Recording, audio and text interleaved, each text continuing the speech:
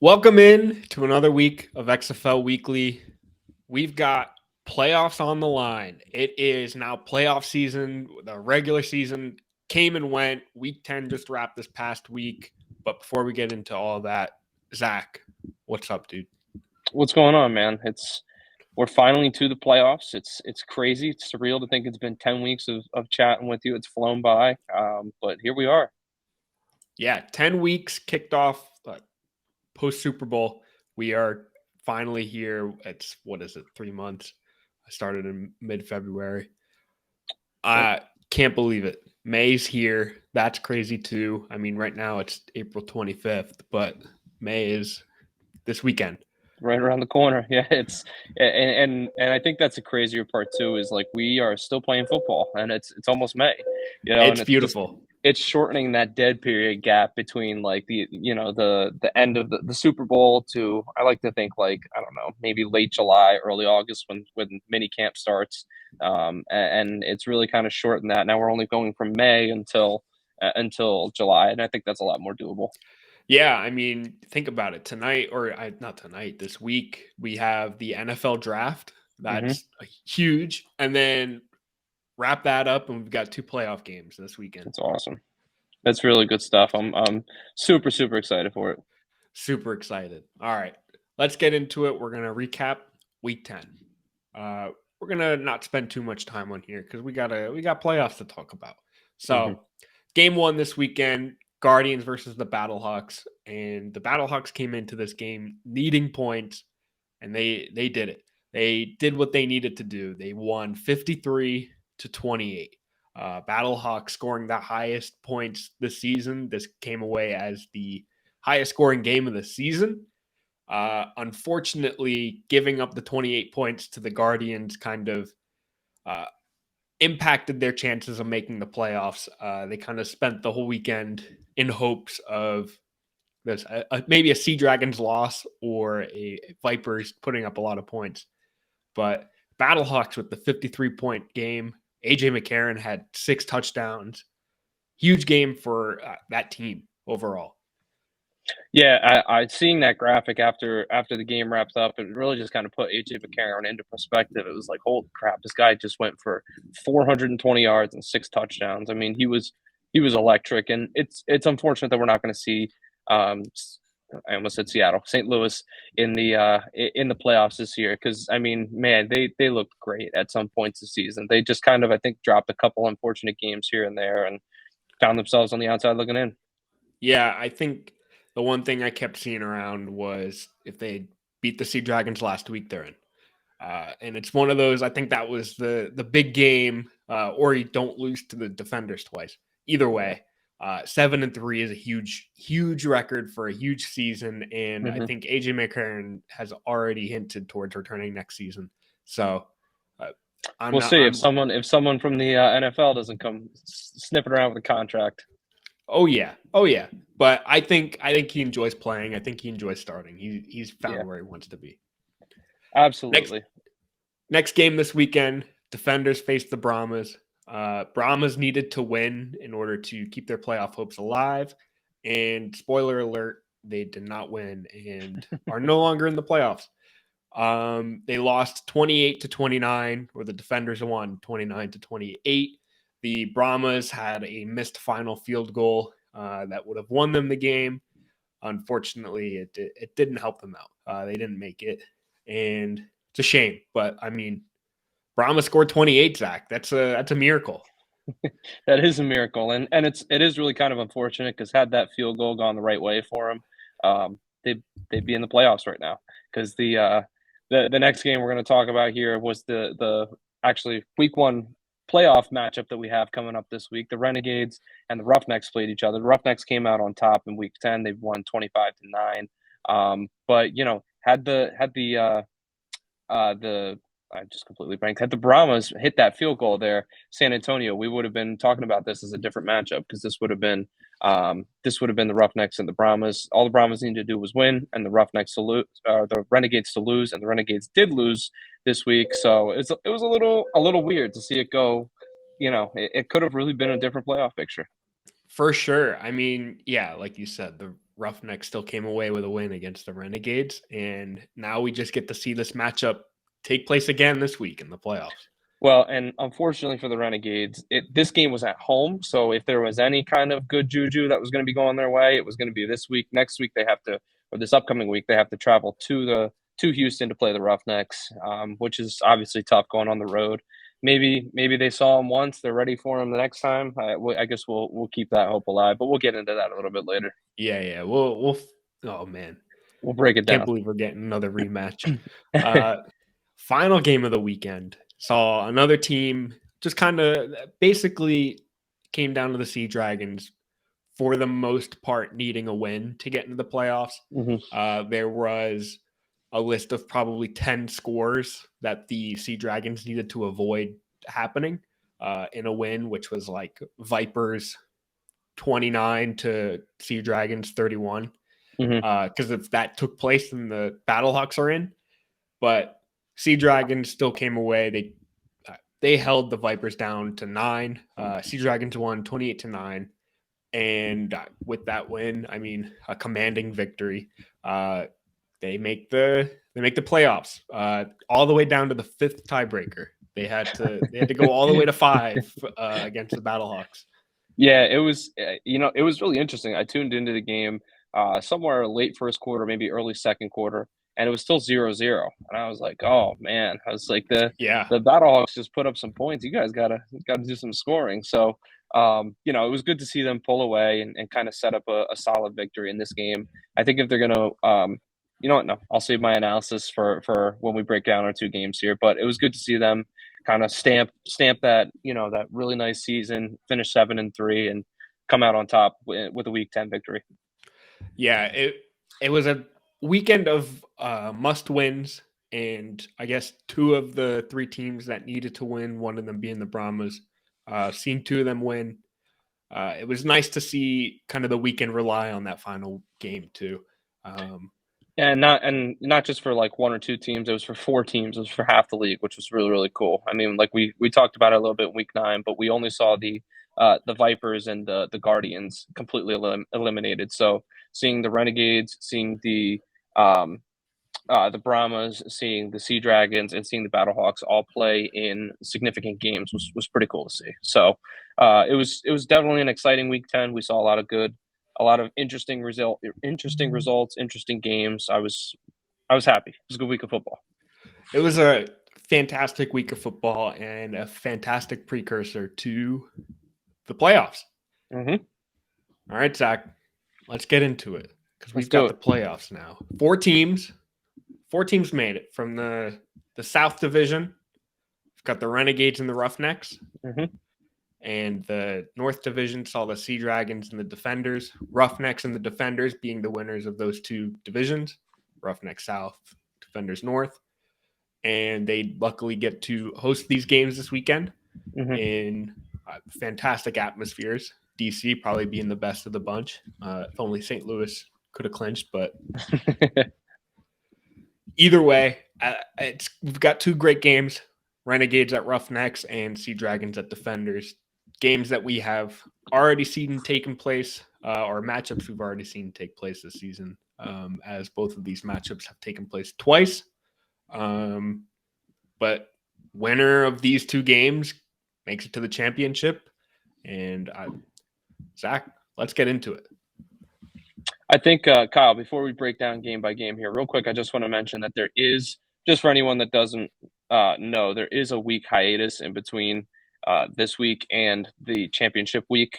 So it is kind of like the Super Bowl, where we see the conference championships wrap up on, just say whatever, the first week of February, then the second week's off, and then the third week is the Super Bowl. So there is that week break in between, which I think will be big for the winner of either of these 2 games. Oh yeah, and takes place in the Alamo Dome in San Antonio. So huge venue for a huge championship, for a fantastic season of XFL football. Absolutely. All right, game 1, Saturday, 7 p.m. on ESPN2. We've got the Renegades with the season record of 4-6, taking on the Roughnecks at Houston, in Houston against the Roughnecks. Roughnecks are 7-3 on the season. The last times these two teams met, week 2 kicked off. Renegades lost, or I should say Roughnecks won 23-14. And we saw it just last week. Roughnecks won 25-9. Roughnecks 2-0 against this team. I have a hard time seeing this game go a different direction, but we've got it's the playoffs. Anything can happen. Any given Saturday, I should say. Definitely. Yeah, it's hard to kind of see this going any other way than what we inevitably think it will go. Especially because I think that the better of the two results of this game came way back in week 2, when the Renegades were a much different team than they are right now. I mean, back then they have, I think it was Plitt starting at quarterback, and now they have Luis Perez starting at quarterback. It's just a completely different offense. I mean, we've seen Luis Perez back when he was with the Vipers kind of go nuclear here and there, and I think that's what it's going to take for them to come out on top in this game, is for him to probably play a really, really solid game, and for their defense to show up and limit the Roughnecks from putting points on the board. In this situation, I think if the Roughnecks get to probably 20, I would say is their magic number. If they can put up 20 points, I think this game won't be too far out of hand for the Renegades to handle. But who knows? Maybe the Renegades keep it close, keep it a 14-13, and we got ourselves a game through 4 quarters. But I personally, I think the Roughnecks have a pretty good handle on this game. Yeah, I mean, on the season, I'm looking at team totals throughout the season, and the Renegades are a season, or I guess league low, averaging 14.6 points a game, while the Roughnecks have 24.7 points per game. Yeah, and that's what, third best in the league, the 24.7. I think they're only behind the Battlehawks and the Defenders. Yep. So I mean, I think the great equalizer for the Renegades will be is if they can limit Houston on offense. I mean, they're about middle of the pack when it comes to limiting teams, and their defense. They've given up just under 20 points a game. So that, like I said, I think that's their magic number. I think if they can keep the Roughnecks under 20, they're going to be in the game. They'll give themselves a chance. Yeah, I mean, the other side of it though is not giving up turnovers. Even just this past week, the Renegades had a pick 6, or I guess the Roughnecks intercepted and ran it back for 6, which makes it I think that makes it a 20 or 19 to 9 game, which a little bit closer. But that offense for the Renegades kind of has to kick it up a notch, score some touchdowns. They had 3 field goals this past game. Yeah. Kick it into overdrive. It's the playoffs. And maybe we see that. Well, Kyle, and even you mentioned with that 19-9 swing, let's say they punch in that possession. They don't throw the interception. That makes it, then we're talking a 15-19 game, barring the whatever conversion they go for. Yep. That could be 17-19, and then it's a field goal game. So they do need to limit the turnovers. I know Luis Perez wasn't particularly sharp this past week. I think he had 2 interceptions. I think that's just one. I think that's just one. Okay, just one. But I mean, they just need to take care of the ball a little bit more, and I think be able to move the ball a little more consistently, if they want to stand a chance in this game. Yeah, I fully agree. I think they need to, I don't know, punch it in a few times. While Houston, I think it's still up in the air. I got to look into this before I speak too definitively, but I think it's still up in the air on if Brandon Silvers will be playing, where they've been playing Cole McDonald for the past few weeks. Yeah, and McDonald's done okay. I mean, he's not a world beater by any means. I mean, their rush game has really kind of stepped up in the absence of Silvers. I mean, we saw Silvers deliver some big passing performances early in the season. But I mean, even this past week, a name we haven't really talked about a lot throughout the season, Jeremy Cox. Over 20 carries, 120 yards, and a touch. I mean, that's a great game. That's what you hope for from your run game. Yeah. So and that's if Max Borghi doesn't play again. Exactly. So for them, it's been a next man up mentality, and I mean the Roughnecks have really kind of thrived in it ever since they forgot how to play football for like a 3 week stretch. I mean they've really turned it around this season. Absolutely. Absolutely. All right. Roughnecks and Renegades. Zach, let's get into game pick now for that one. Okay, let's do it. Right now, the line is set. Roughnecks are -6.5-point favorites, while the Renegade or the over-under is set at 41.5. So, I mean, last week we saw the total come to 34. So that 41 is I think that's all right. I think that's a fair estimate. So yeah, Roughnecks -6.5, over under 41.5. Roughnecks money line -245. So that's a little tricky because I really, my heart of hearts wants to say that the Renegades are going to play up and they're gonna hang in this game. It's a playoff game. You got to think they're going to lay it all on the line. And what do we say? -6.5. Yep. Part of me thinks that the Renegades are going to play up, but I'm going to go ahead and say that I think the Roughnecks will do what they have to. I'm going to take the Roughnecks -6.5. And as for the over/under, I'm going to go ahead and I'm going to say under on this game as well. I think 41 is you said it's a decent line, but I think that the under feels safe. I don't really see, we haven't seen the Renegades put up points all season long, and I don't really see why it would change this week, unfortunately. Yeah, I think I'm gonna ride. I think I'm gonna go Roughnecks -6.5. I think I feel like they can win it. I have a strong feeling the Roughnecks are gonna win, and I have a strong feeling they're gonna win between that 7 and 10 point range. Because Renegades, they like to play great defense, keep teams low scoring, but at the same time, they also like to score low.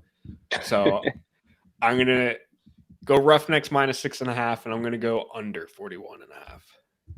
Okay, so we're both the same on that one? Sounds like it. Like it. All right. And what are we looking at for the second game here?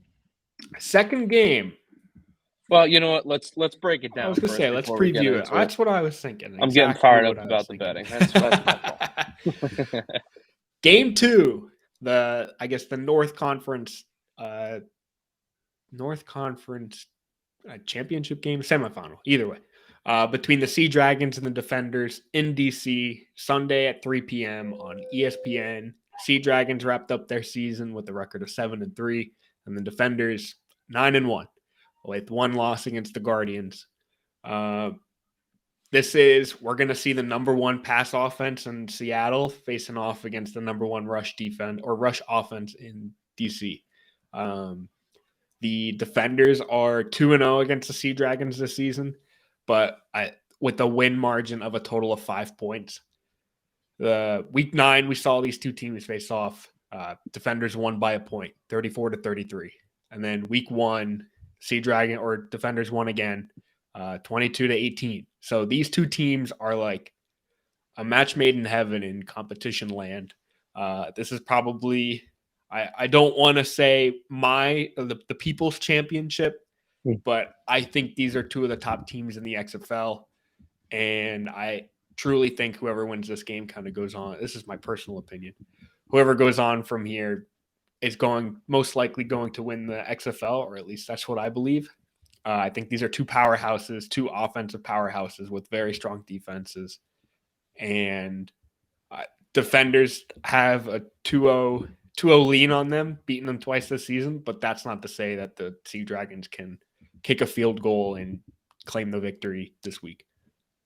Yeah, this is about as close as I think it gets in the XFL. We've seen that the Sea Dragons and the Battlehawks kind of had a little romance going on all season, but I think when we get down to the two best teams in the league, I think that these are the two teams you have to talk about.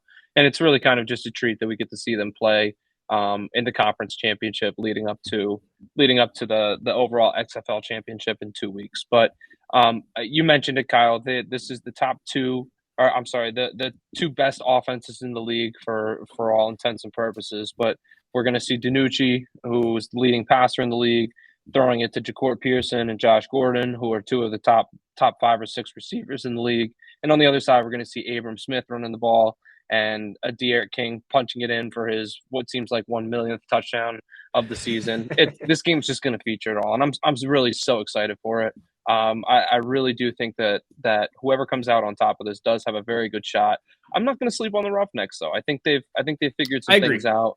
Or Renegades. I mean, don't want to put the cart in front of the horse, of course, but I think that we're going to see 2 really, really good football games back to back between this game and then the championship in 2 weeks. So I'm looking forward to it in a big way. I think that we could see, what was really cool for me this week. I think I saw like something clicked in like Josh Gordon this past week. He was he kind of went dormant the last couple of weeks, but he just turned it on in a must-win situation in week 10. So it was, I could see some crazy performances coming out of this game. I mean, we got big names galore. We got Abram Smith, we got Ta'amu, we got Gordon, Pearson, DiNucci, not to mention any of the other guys that I failed to discuss right there. But I mean, this game's just going to have it all, and I'm really, really excited about it. And I like that we get a 3:30 afternoon matinee on Sunday afternoon. I think it's going to be awesome. I hate to say you're forgetting two big names for the defenders. Chris Blair and Lucky Jackson on the wide receiver range. Absolutely. What are they, 4th and 5th in receiving yards in the entire XFL. And I think that's a huge testament to DC starting the season, just run, and kind of afraid to let Ta'amu just launch the ball. But these past like 4 or 5 weeks, it's just been heaven sent. He's launching it, and these guys are, I mean, run after catch is the name of the game for these guys. I mean, even Ja'Cory Pearson too. These guys just catch the ball and take it, and it's beautiful. Yeah, there's such a. I was even going to kind of compare and contrast the two of them because there's like we've seen between Blair and Jackson. This past week the two of them had a combined 4 catches, but they went for over 150 yards. Like they're so explosive. But then on the other side of it, we see guys like Gordon and Pearson. They tend to rack up a little more heavy reception totals. I mean, this week, let me see. I'm getting the stats up in front of me now. This week we saw Josh Gordon ended up with 9 catches. Ja'Cory Pearson was fairly quiet. He still had a touchdown, but he had 3. I mean, but that's 12 receptions compared to 4. Like it's very different play styles. Yeah, I mean, Jock Ward leads the league by far in receptions with 84 just on the season, and Gordon is, I think, it's 4th with 64. These guys are target, reception, whereas Chris Blair and Lucky Jackson have 53 and 46 receptions. So they're half of the amount of receptions that I think combined, what is that, 99, they have 15 receptions more combined than Jock War, and that's kind of crazy. But that just speaks testament to the defenders' run game too. I mean, whoever it is, it's Ta'amu, it's Abram Smith, it's I mentioned De'Aaron King. It's like they just have guys left and right while Armstead. There are tons of guys that contribute to this offense, and they're potent. They're potent. Just a heads up, Armstead is no longer on the defenders. I think they released him. Apologies. Just that was before earlier the game. In the season. Apologies. Either way, I mean, he still had for them on the season 218 yards, 64 carries. It's a huge chunk of yardage for the team. He caught my eye because I'm looking at our overall standings here, and I just 14th. I was like, oh wow! But I mean, Ta'amu was 7th in the league in rushing, which is just absurd when you think who's about right that above him. Who's position. right above him? Right above him, Ben DiNucci. Ben DiNucci leading his team in passing and rushing yards. That's crazy. Good for him. 3 touchdowns, 2 rushing. That's crazy. I don't know how to the Sea Dragon. There's like a term for it. It's called a gamer, where you just kind of you step up to the plate and like you're ready to go in a big situation. Like you deliver. And I feel like that's just like the Sea Dragons' mantra is they're just a bunch of gamers. Like whatever that occasion is, they really just rise to it, which I think is why we're going to see a great game. Absolutely. Yeah, I think we've got fantastic game on deck. I mean, the 2 times they've met already this season have been down to the wire, fantastic Mm-hmm. games. Mm-hmm. And I don't see any of that changing this week. All right, Zach, it's game pick time. Let's get into it. DC Defenders have a favorite spread of -3.5. Over under set at 48.5. Whole 7 points higher than the previous game. Defenders money line set at 180, -180, I should say. So Vegas is expecting a closer game, but 3.5. That's but still a comfortable win, I would say. Yeah. And you know what? And Vegas, you should be ashamed of yourselves because I am taking the Sea Dragons +3.5. I think we are going to see damn near a second coming of the Week 9 game between these two teams, where it was a 1-point battle. It was about as high flying action as you could possibly see. I don't even know that I'm necessarily comfortable picking one of these teams right now. I've been flip flopping in my head all week, just thinking about, or I should say all week, yesterday and today, thinking about who was going to come out on top of this game, and I'm probably not going to have a decision until sometime right before 3:30 on Sunday. But I think that this game is going to be right down to the wire. It's going to be close. It's going to be tight. But with that being said, I think that the over is a very safe bet in this game. I think that we're going to see two teams put up a ton of points. Kyle, we just talked about it for 10 minutes about how Ben DiNucci just slings the ball all over the place. On the other side, they can run the ball. The defenders are explosive in the pass game. So I don't think that either of these teams are going to do a particularly good job of slowing the other team down. So I could see us having a shootout here. Yeah, I hate to say that I agree with both of your takes, but I do. I feel like 3.5 is too generous. It feels really generous. I mean, I'm looking at the last 4 weeks of the season, and week 7 they lost to the Guardians by 1. Week 8 they beat the Sea Dragons by 1. Mm-hmm. Week 9 they beat the Renegades by 2. And just last week, they beat the Brahmas by 1. That's scary. I feel like 3.5 is way too much. So I'm joining you. Sea Dragons +3.5. I feel like it's going to be a close one, and it's going to be a fantastic game. Mm-hmm. And I'm joining you on the over. I feel like these teams, we have 2 offensive powerhouses. Mm-hmm. There's no other way to put it. I feel like they're both just going to score. It's going to be a high scoring game. I'm picturing like mid to high 20s to mid to high 20s. And give me the over. Give me over Seattle +3.5. It hurts to take the opposing team to DC, but when DC's been playing such close football, it's hard not to take the 3.5 points there.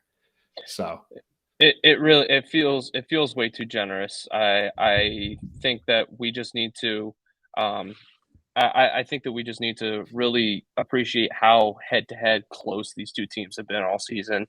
And I feel like Vegas is not doing that. Shame on you, Vegas. Shame on you. Shame on you, Vegas.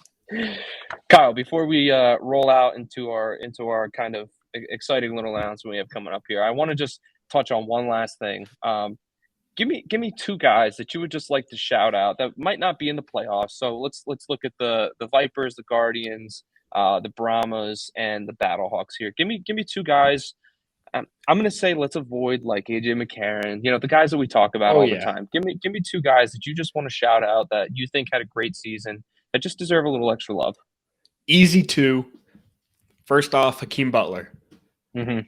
I shout out to him coming in a league dominating 8 touchdowns, second in the league in receiving yards. There was a few weeks later in the season where he was leading the charge in receiving yards.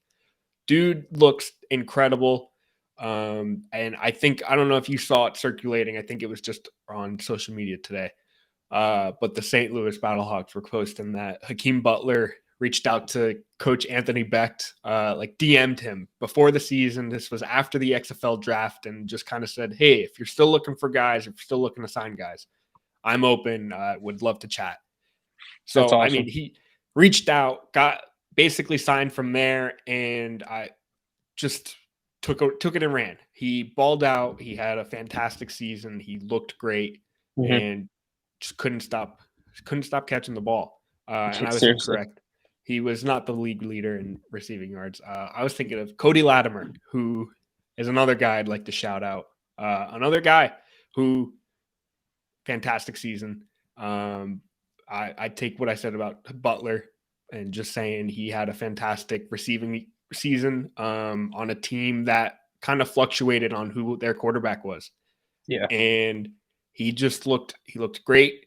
Butler, him and Butler, or Latimer and Butler, just are two guys who have NFL experience, kind of came back into the XFL, looked fantastic, and I wouldn't be surprised if NFL teams are calling their name this offseason. Absolutely. I think you hit the nail on the head. I love those two guys. I was going to bring up Hakeem Butler if you didn't. He was just fantastic, and he was one of those guys that I was really hoping would stick out. And Cody Latimer, we've seen him do it in the NFL. He's big body. The position switch was seamless for him for becoming a tight end in title now. He really looked good. But my two guys that I want to shout out, one, I know he's on a team. I know I said no Roughnecks, no playoff teams, but I'm going to make an exception for this guy because he got hurt. I want to shout out John Trey Kirkland. Yes. I mean, just a dude through the first couple weeks of the season. I mean, he was really special for Houston, and I think that we saw he was kind of like a shift in the season for them when they lost him. I mean, obviously they've suffered some more injuries and things like that. We've seen McDonald out a couple weeks, but John Trey Kirkland really, he was like the glue to that offense. And when they lost him, things kind of went a little haywire for a while. So huge shout out to him. And then I got to shout out my boy, true bona fide tight end, my guy, Sal Cannella. I mean, Sal balled out this year for Arlington.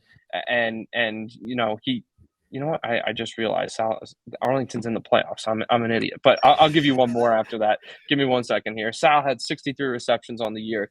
It baffles me. Sal never found the end zone. You know, I was really hoping that he would break that streak. Who knows? Maybe he's the touchdown that sends them to the XFL championship. But who knows? Shout out to you, Sal. But the last guy I'll mention real quick, just another super exciting player. And I'm sticking in the receiving bracket here, but Jeff Badette from the Vegas Vipers. We mentioned his name a ton this season. And I mean, he ended up with 5 touchdowns on the season, a bunch of receptions, 56 receptions, far and away the best receiver for Vegas. So he was pretty exciting to watch week in and week out. So those are my 3 guys that I'm going to mention. Sorry, I broke the rules there, Kyle, on my own game or on my own segment, but I thought that all 3 of those guys really just deserved a little love. No, I'll chime in again with an extra guy, Jacques Patrick. The man looked unstoppable, I can say, for the final few weeks of the season. He went on a tear. I mean, I'm looking week 9, 80 yards and a touchdown with 50 yards receiving. And this past week against the Defenders, I'm seeing 41 yards, 2 touchdowns, and another 6 receptions, 37 yards receiving. He became a very strong staple to Abrama's offense that needed a staple, and he looked really good. He kind of found his rhythm later in the season and looked electric. I fell in love with him, and just a guy I enjoyed watching. I think all 6 of those guys really kind of made the XFL pop this year. I think that you need playmakers like that, and I think that these guys brought it. I know we only got a 10-game sample size, so some of the numbers aren't as flashy as you would envision, like with a full NFL season. And I think that's kind of just where our brains are geared towards, seeing 1,000-yard season, this, that. But I mean, just seriously, some great statistics from these guys, and I wouldn't be surprised to see a couple of them get a shot in the NFL in the upcoming months. Yeah, and we'll keep you guys updated on all of the movement and the shuffling between these players and potentially the NFL throughout the offseason. And I'm really excited to see which players NFL teams and NFL scouts kind of saw a lot of promise in. Absolutely. And we'll see where everyone ends up next season. I mean, we're gonna have to see how the free agency works and the signings and all that good stuff. But we'll see where we're at. Yeah. All right, Zach. Before we wrap up here, you alluded to it already. I'm terrible at keeping a secret. A big thing here for you, all you listeners, you viewers, you lovely people. We've got a giveaway. We've been workshopping this for a little bit, just kind of figuring out what it is. And unfortunately, it wasn't attached to the pick'em, which I'm upset we don't have for the postseason, but it's another rant. But giveaway time for the XFL playoffs. Zach and I have a $50 XFL gift card to hand out to a lucky winner with a few parameters on how to enter. If you are viewing this on YouTube or even listening, comment who you think is going to win the XFL championship, and you'll just be entered to win.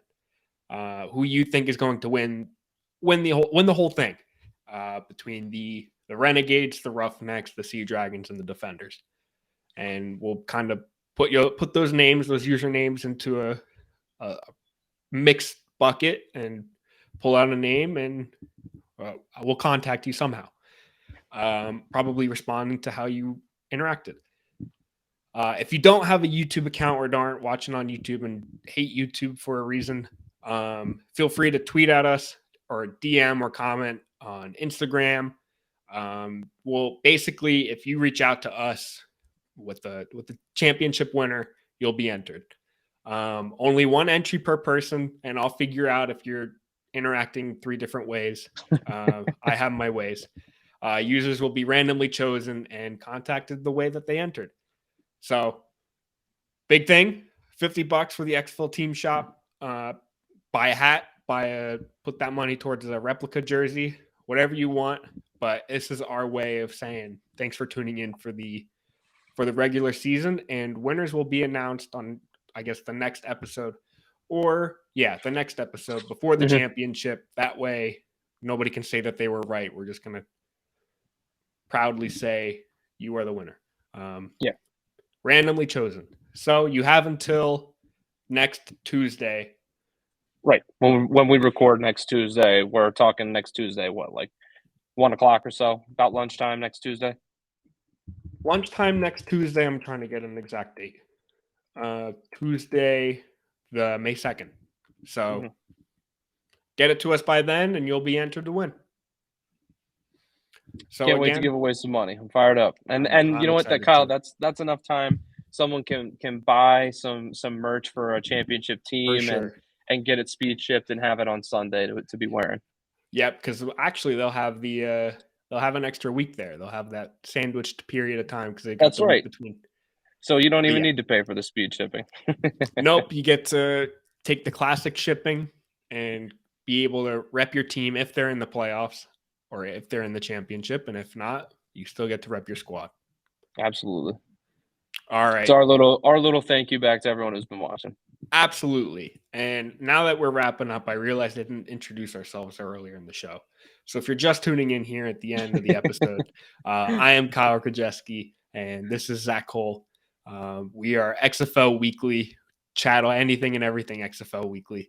You can find us on Instagram and Twitter at XFL_weekly, YouTube, XFL Weekly, podcast form, XFL Weekly. Basically, if we're on social media, search XFL Weekly, you'll probably find us. And once again, thank you for tuning in for not only this week, but every week prior. This is the end of the regular season, but into the playoffs. This isn't, we're not saying bye. We're still chatting weeks to come. Of course. Yep. This is just, it's the playoffs. We're excited. We're hyped. So, and we will be right back here in a week discussing the championship and the big game. So until next week, we'll be chatting about Defenders versus Roughnecks, our 2 teams. That's my preview. That's it. A little preview. I like that. That's my guess. Just crazy that they'll be our teams. But either way, thank you for tuning in. Thank you for an incredible regular season. Let's look forward to an incredible postseason. Zach, have a great week. See ya.